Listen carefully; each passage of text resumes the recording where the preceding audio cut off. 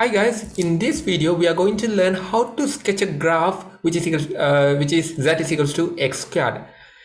As you can see in this equation, you cannot identify where is y, which means this graph is can be drawn for all values of y.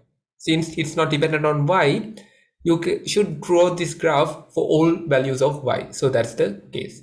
So in our previous video, we have learned about how to draw x plus y is equals to z graph. So if you haven't watched that, please watch that video and try to do this sketch this graph in your own, and after that watch this video so you can compare whether you are getting the same correct answer. So how to draw this graph is actually we have already discussed in our previous video.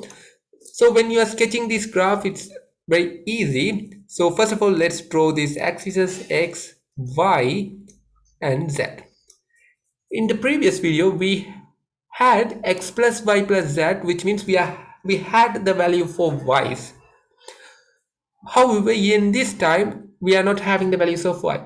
When we are having the values of y, what we did was we actually substituted 0 for any of these three variables, and finally we get a linear equation, and after that we have sketched that linear equation in the graph.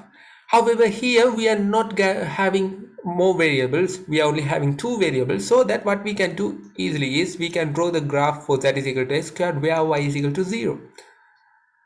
So how to find the y is equal to 0 plane is when y is equal to 0, which means x z axis in this plane, in this xz axis, if you take any point in that xz axis, the value is going to be 0, the y value is going to be 0. So here it's not dependent on y, so what we can do is we are going to draw z is equal to x squared in that y is equal to 0 plane. So if I draw like this, it's going to be like this.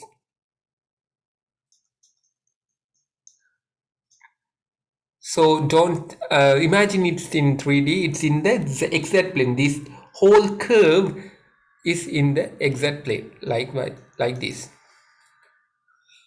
So how to draw this line for, actually we knew that if we are having an equation with three variables, we are going to have a surface, or if we are having two independent variables and the function of that two independent variables, we are going to have a surface. However, now we have drawn a line, a curve. So how we can develop to a surface is actually you can easily identify that it's also common. So if you take this y is equal to 1, we are going to have the same equation because we actually knew that it's not dependent on y. This equation is not dependent on 1. So what we can do is, let's say y is equal to 1 plane, which is going to be like this. So if you take this plane, it's going to be repeated. The graph is going to be repeated. It's going to be like this. In that y is equals to 1, it's going to be like this. If you take another point like y is equal to 2, it's also going to be like this. So what we can do is, you can easily figure it out and draw that. So it's going to be like this. It's going to continue in that plane. I hope now you have understood. It's going to be a curved surface like this, and it's going to continue for all y values. So that's the main point.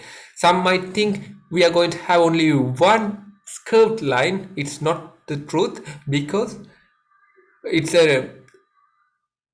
not y is equals to x squared, which means z is a function of x and y. However, the y is not an that is not dependent on y, which means we are having the same value for all values of y. We are going to have the same z and x values for all values of y.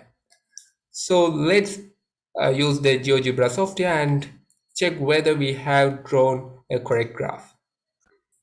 So here I have typed that is equal to x squared. So if you see in this path, they have taken the green line as x and blue line as z. So in this part you can oversee clearly. So it's like a curved plane, which means it has continued for all values of y. The pattern for xz, it's going to be a curved line.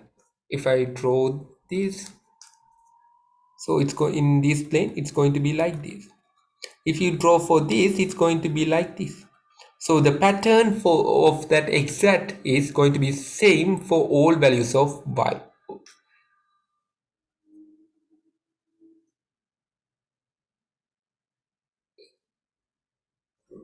So you can clearly imagine like this. So I have made a mistake over here. So this is going to be z and this is going to be x and this is y. So all values of y, we are going to have the same curve. I hope you are now clear. So first of all, what we did was we have drawn this line that is equals to x squared, and we can easily plot or if we can easily stretch that line to a curved plane. I hope you have understood clearly. In the next video, we are going to discuss another interesting graphs. So see you in the next video. Thank you for watching.